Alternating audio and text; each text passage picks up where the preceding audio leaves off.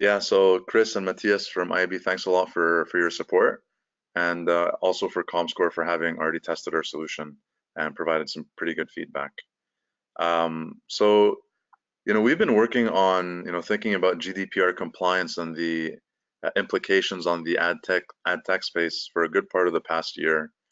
And really as we're thinking about the solution that we put together, you know, we're thinking about how we can best support publishers and vendors and their business objectives while mitigating their legal risk and, of course, respecting user rights according to the GDPR. And so there's a lot of different layers to that objective, and hence, it became very clear to us that there are a lot of different players involved in this space, a lot of different stakeholders, and a solution that would truly work from a CMP perspective would have to respect all of those objectives in a collaborative manner. So Imran, if you mind going to the next slide.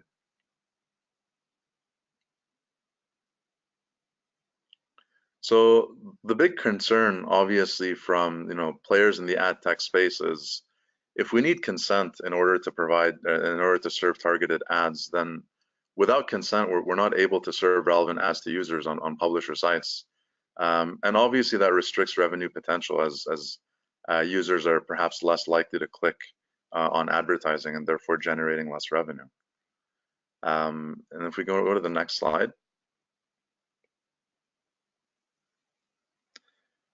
Now, if we require consent from users to serve relevant ads, there are some challenges in order to obtain that consent.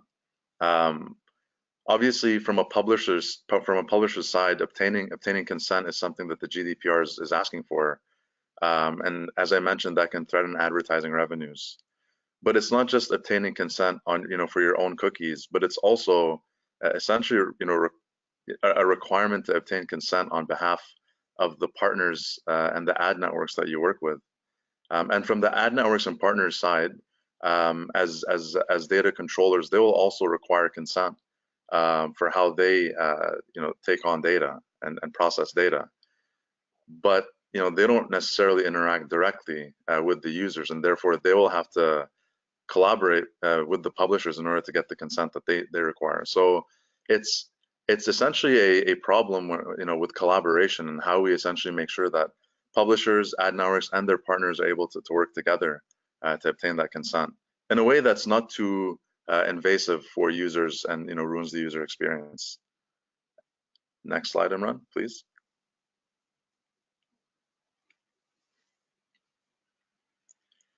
So, if I had to use, one phrase for how we describe ourselves, we think of ourselves as sort of a central repository for user consent. And what I mean by that is we essentially play a bridging role between the users, publishers, and their networks and partners.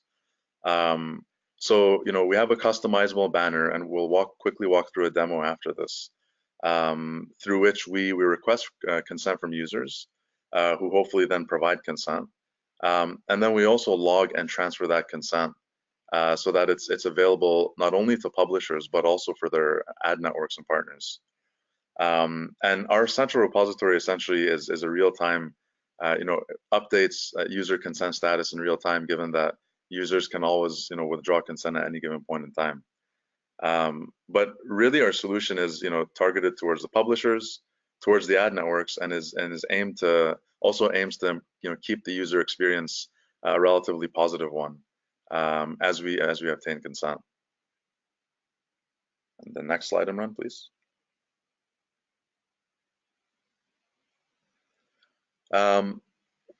Where we see our benefits or distinct benefits in this space is we're pretty comprehensive. So we have a solution, we have a web solution, we have a pixel tag solution when it comes to obtaining consent, and we're currently in beta testing for a mobile app consent solution as well.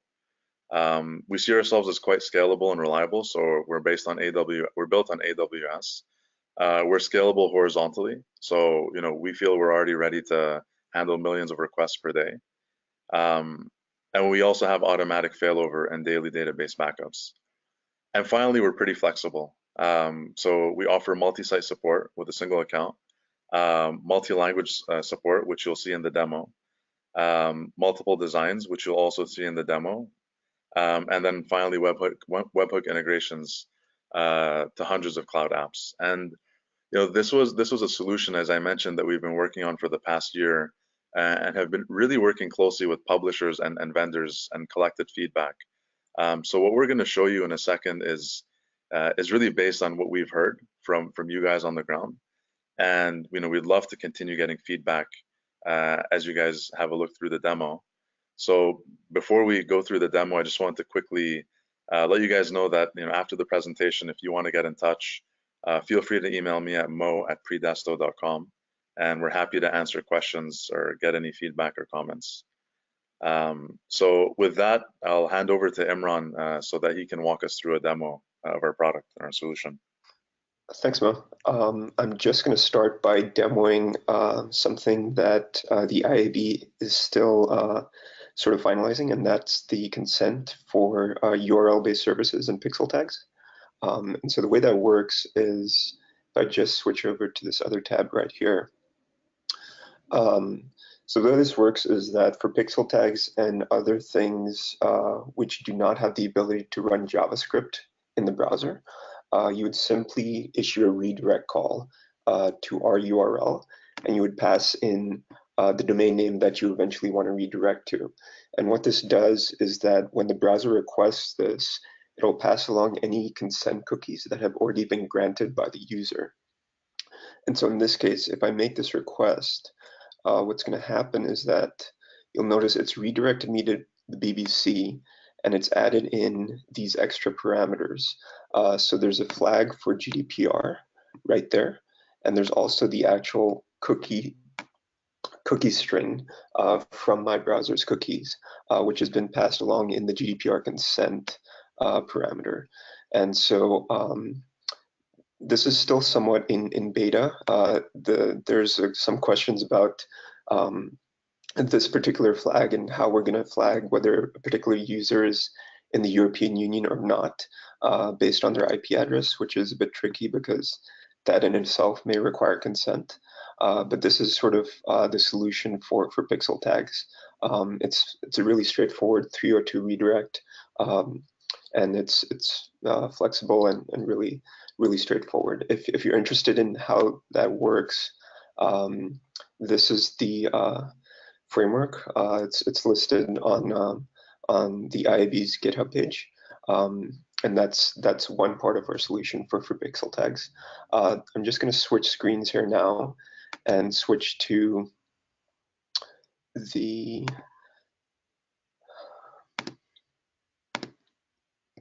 So this is our dashboard. Once you log in, this is what the publishers would see. This is the place where they can see how many visitors have come to their sites, what percent of them have consented to their privacy framework, and if we have received any revoke requests, what the status is of those. On the left side, you have a few things in the sidebar. We have a consent log. We can keep track of all the consents that have been granted as a publisher. We monitor all the various sites that you may own. We've spoken to publishers who have literally thousands of sites, and so this tool is designed to help them monitor compliance for all those sites.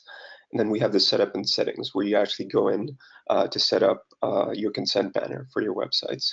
So I'll just walk through these one by one. I already have these open in tabs. So this is the consent log. So what you're seeing here is both the number of consents in a chart at the top that you've received over the past month, and then for each consent, we just show the most recent 10 or so consents, just so you can make sure that it's working and that you can demonstrate consent to regulators and for your documentation purposes. In addition to this view, we also provide raw SQL access to our data warehouse if you need to. But what you can see here is we've got the timestamp of each consent, the hashed IP address. This is the hashing we're using here is HMAC hashing, so it's actually not just the IP address, it's also a secret key combined. So even if you took all 6 billion IP addresses or whatever and tried to find matches to these, you wouldn't be able to, because we have that extra secret key as well. So it really is truly anonymized. In addition, we have the URL and the domain it came from, and then you have the final, you have the list of vendors and purposes they've consented to. Let me just mouse over this. Yeah. And so that's sort of the consent log for compliance and documentation purposes.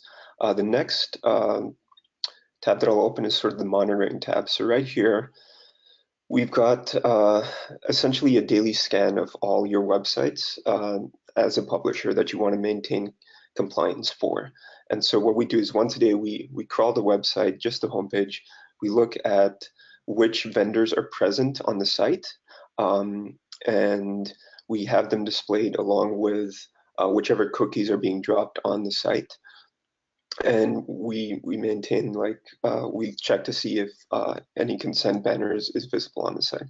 So this is a quick way to just maintain compliance over all your sites, see where you have some issues and with things that you need to fix in terms of vendors that you may not be collecting consent for, but are present on the site. This is a challenge for many publishers who have large numbers of sites because their developers are often making changes every single day, either removing certain vendors or adding certain vendors. So this just helps you keep things in sync and keep control over things. Finally, we've got sort of the consent settings and setup tab. So here, what you can do is, as you can see, we support multiple sites. So you can type in any domain name here and click Get Settings. And once that's done, you'll see the display at the bottom. So you can go and set the privacy policy URL for this particular site. Down here, we've got all the list of IAB vendors. It's searchable. So let's say we want to enable Criteo, you just go in and click Enabled right here. And once you have that, at the bottom, you have available language translations for the banner itself. We have some pre-built text here, but you can customize this as you see fit. And finally, at the bottom, we have some optional settings in terms of what type of design you would like to use and whether you'd like to just hide the vendor details until the customer requests it or just display those by default.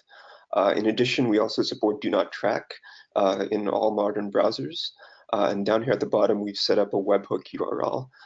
So anytime a consent comes in, we can send a copy to this webhook URL and from there on to any cloud application set up through Zapier. So once you have that, you'll see at the top here the JavaScript that you can copy and paste, embed into a website. And I'll just show you that in a second. That's in a separate tab. So this is now what a consumer would see. So this is just a demo web page we've set up. So this is, you know, some tourism site, let's say, with a bunch of pictures of Paris. Once we put that JavaScript code on the page, it'll look more like this. So this is the condensed version of the banner where we're not showing all the details until we click on it. Once the user clicks on it, we can show, we've basically grouped all the vendors by their purposes and listed using the icon or the logo of the vendor. When you mouse over the vendor, you can see the name of the vendor. You can choose to disable consent for that vendor specifically or for the entire use case.